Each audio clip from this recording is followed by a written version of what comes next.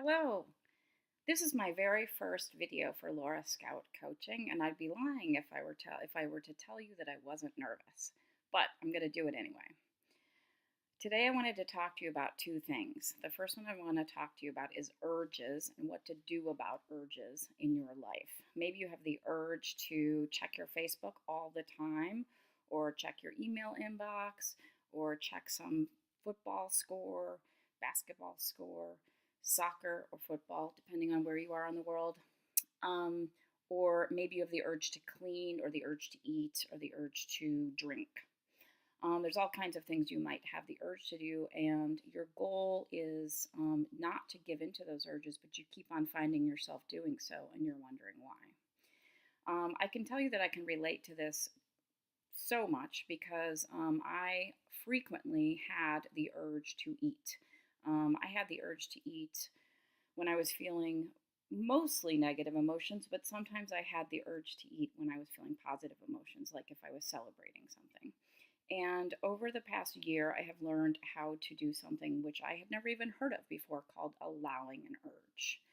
So typically, when we have an urge, our first instinct is to resist it. And that's kind of that white knuckling feeling where it's like, I'm not going to come home and eat. I'm not going to eat those pretzels. I'm not going to have that glass of wine. I'm not going to check my phone. And as you probably have experienced, resisting urges doesn't work. What it does is it pushes it away for a little while, and the urge comes back even stronger. And eventually we tend to give in. What we've done at that point is we've trained our brain, given it the reward. So it's sending the signal of the urge, the desire, the urgent desire to do something, and then we have given into that. And so we've trained our brain to give into urges. This is exactly the opposite of what we want to do, especially if we have a big goal like I had of losing 40 pounds, which I started a year ago. And so for me, the urge was mostly about food, as I said. I'm working on other urges now, chiefly my urge to check Facebook. And at the time, I had to learn how to do something called allowing an urge. What is allowing an urge? What the heck? Allowing an urge is pretty much exactly what it sounds like. You have an awareness that you're having an urge. I say it out loud because that's just the way I roll.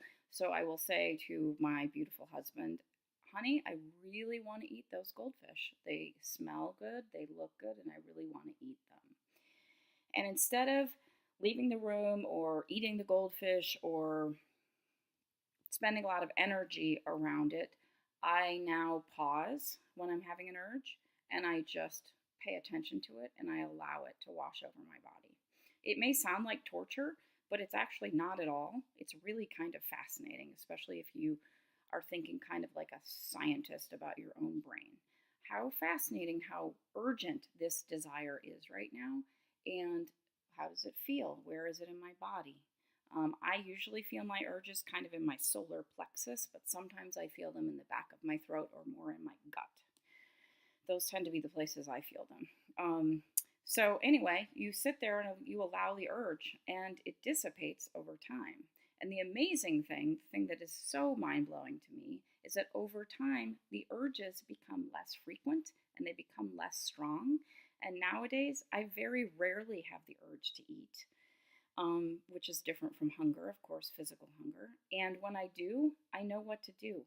I just pause, take a moment, notice the urge, allow the urge, and then I move on with my life. It is incredible. And it means that you can show up and reach your big goals exactly the way you want to, instead of continually giving into these urges. So I'd love to talk to you more about that. If you have any questions, please feel free to email me or message me about that. The other thing I wanted to talk to you about is Coachingpalooza. First of all, you know Coachingpalooza is amazing because it has Palooza in the name. Second of all, I want you to know 3 important things about Coachingpalooza. Number 1, no wristband required. Number 2, no bag check. Number 3, no sweaty mosh pits. In fact, you can attend Coachingpalooza from the privacy of your very own home. And in fact, that's the only way you can attend it. What the heck is Coachingpalooza? It is my gift to all of you for this beautiful winter holiday season of being able to sign up for a free 1 hour coaching session if you are a prospective client who has never tried my coaching. So check it out on this post, click on the link, and sign up now. Coachingpalooza goes through definitely next Friday the 7th. Is next Friday the 7th? I think so. And I reserve the right to extend it if I feel like it, because I can. Happy Friday, and I hope you all have a great weekend. Bye.